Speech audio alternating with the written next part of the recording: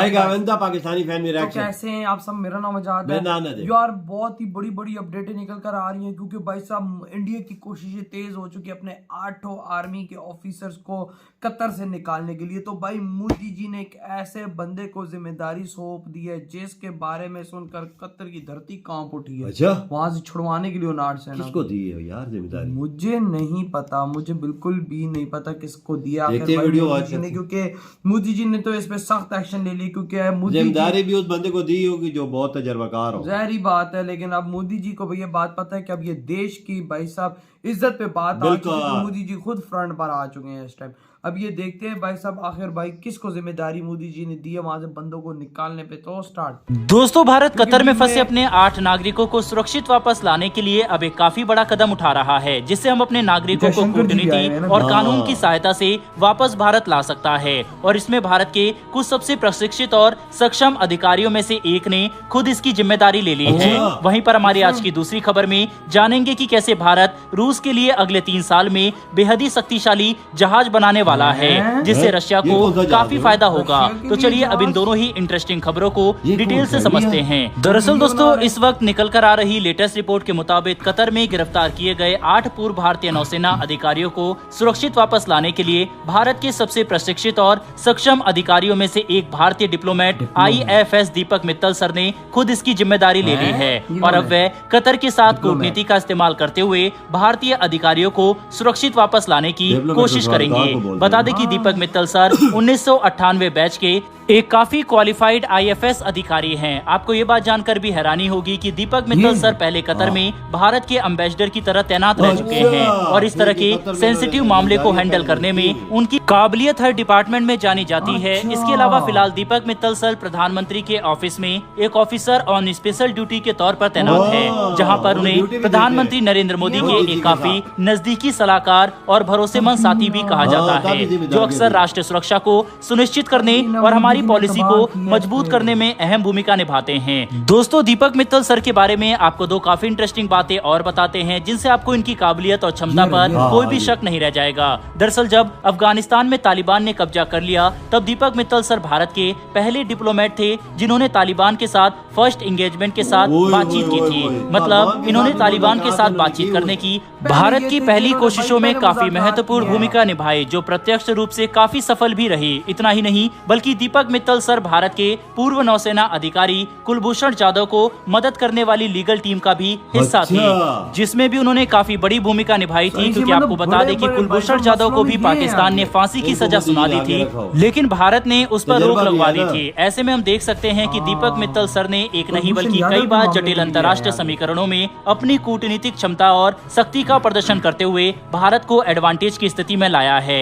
इसीलिए भारत सरकार अब फिलहाल कतर के साथ चल रहे विवाद में अपने नागरिकों की सुरक्षा सुनिश्चित करने के लिए इन पर भरोसा कर रही है, जो यकीनन काफी अच्छा कदम है।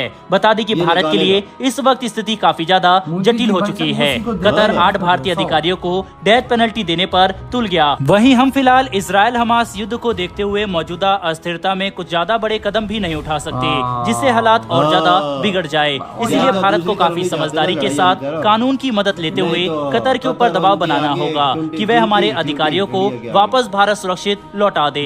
और बिल्कुल ऐसा ही करने के लिए भारत तैयारी भी कर रहा है। बहरहाल दोस्तों, बढ़ते हमारी दूसरी खबर की तरफ। ये खबर भारत और रूस के बीच हो रहे एक काफी बड़े डील को लेकर है, जिस पर कैस्पियन इंटरनेशनल इंटीग्रेशन क्लब के प्रमुख ने बयान देते हुए कहा है कि भारत रूस के लिए कैस्पियन सागर में व्यापार करने के लिए 24 कार्गो शिप बनाने वाला है, जिसकी डील इस गुरुवार को एक इंटरनेशनल फोरम की मीटिंग के दौरान रूस के शहर अस्त्रखान में की जाएगी। इसके बाद भारत को आधिकारिक तौर पर रूस के लिए 24 कार्गो वेसल बनाने का ऑर्डर मिलेगा। बता दें कि आधिकारिक तौर पर कॉन्ट्रैक्ट साइन होने के बाद इन जहाज का कंस्ट्रक्शन गोवा के एक शिपयार्ड में 2024 के पहले 3 महीने में शुरू किया जाएगा, जिसके दौरान भारत रूस के लिए 4 कार्गो शिप बनाने वाला है। ऐसा करते हुए भारत रूस के लिए कुल 3 तरह के जहाज का निर्माण करेगा, जिसमें केमिकल टैंकर, बल्क कैरियर और कंटेनर शिप शामिल होंगे। इन सभी 24 कार्गो शिप की डिलीवरी भारत रूस को 2027 तक करने की योजना बना रहा है, जिससे रशिया को काफी एडवांटेज और सक्षम जहाज का एक नया बेड़ा मिलेगा। बता दें कि भारत और रूस के बीच में आर्थिक स्तर पर साझेदारी पहले के मुकाबले काफी ज्यादा बढ़ चुकी है और रूस के साथ होने वाली ये डील भारत के लिए महत्व इसलिए रखती है क्योंकि दोनों देशों का व्यापार रूस के प्रति काफी ज्यादा झुका हुआ है।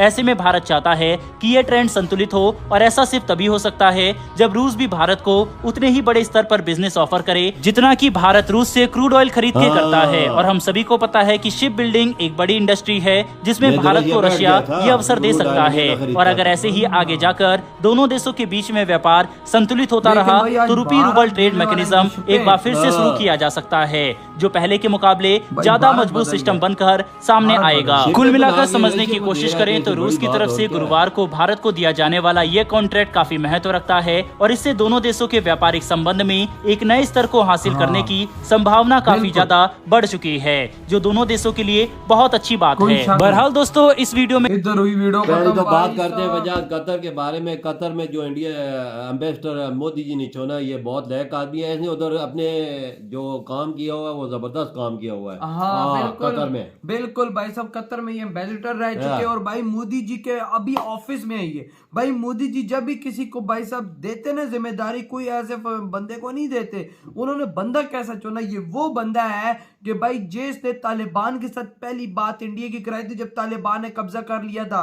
ये वो बंदा है जो कतर के अंदर एम्बेसडर रह चुका है। ये वो बंदा है जो मोदी जी के ऑफिस में स्पेशल सिक्योरिटी संभालता है। भाई साहब आप खुद अंदाजा लगाओ, जिसने तालिबान के साथ बना ली, जो तालिबान थे वो कहते थे भाई, एक टाइम था वो भी कहते थे भारत हमारा दुश्मन है। इसकी वजह से भाई साहब भारत और तालिबान की दोस्ती हो गई। तो ये बंदा भाई कतर से नहीं निकाल पाएगा उन 8 बंदों को। ये निकाल के लाएगा। मैं तो मोदी जी पे हैरान हूं कि मोदी जी आखिर जिम्मेदारी कैसे कैसे लोगों को दे रहे हैं।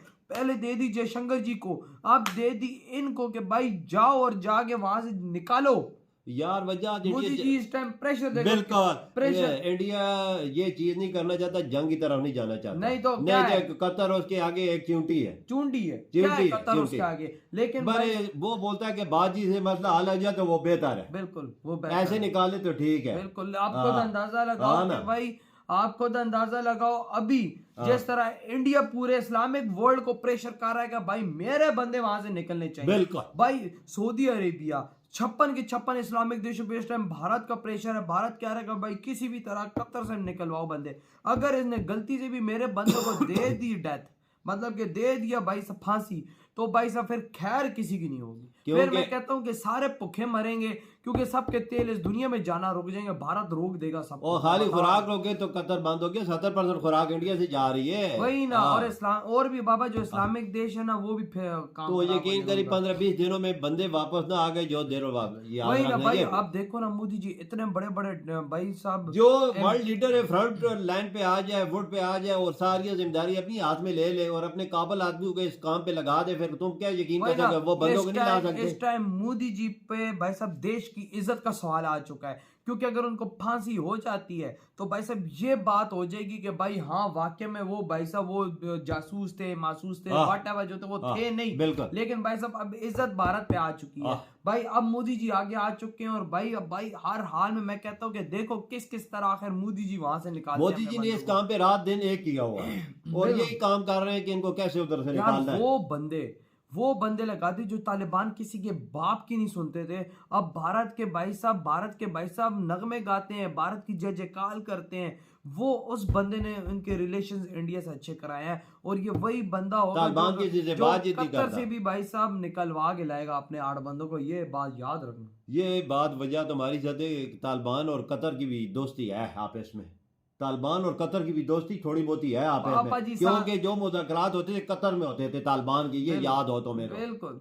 लेकिन ये इंडिया के सवालकार भी जो है ना, इनको सीधी तरह से इंडिया की दोस्ती बनाने में, ये इनकी आपस में बाजी कराने में इसका अहम रोल बाबा नहीं, अफगानिस्तान का कोई रोल नहीं होगा बीच में। ये नहीं इस बंदे का जो इंडिया का है। बिल्कुल भाई ये तो जाहिर बात है, तभी तो मोदी जी ने जिम्मेदारी दे दी। ऐसे तो कोई नहीं देता ना भाई ना। तो यार आपके क्या थॉट है? उधर कार्गो के बारे में तुमने बात नहीं की यार। उधर शिप है, देखो रशिया को कार्गो शिप बना के इंडिया दे रहा है 2027 तक बना के दे देगा तो अगले साल उस पे काम शुरू हो जाए। टाइम ऐसा आ गया है कि भाई भारत आज रशिया को बना के देने वाला है कार्गो शिप्स। रशिया ऑर्डर देने वाला है कि भाई हमें कार्गो शिप्स बना के ये देख कैसा टाइम आ गया मेरे भाई। वही ना, लेकिन भाई मैं कहता हूँ उस चक्कर में हम भी इस टॉपिक को भूल के कि भाई वो जाहिर बात है वो टॉपिक इतना बड़ा है कि भाई भारत ने अब निकलवाना है उनको। लेकिन ये जो कार्गो जो भारत करने वाला है ये इस चीज का जीता जाता सबूत है कि मेड इन इंडिया भाई उड़ान भर रहा है। वो भी इंडिया के बड़े बड़े सुपर पावर देश आज भारत के पास आ रहे, भारत को ऑर्डर दे रहे। ये है मेड इन इंडिया की उड़ान। आज रशिया जिस मकाम पे खड़ा है ना, रशिया वो इंडिया के बलबूते पे। अगर इंडिया ना उसे 40% क्रूड ऑयल खरीदता ना तो ये घुटनों के बाल आ जाता। बिल्कुल बाबा। तो यार आपके क्या थॉट है? तो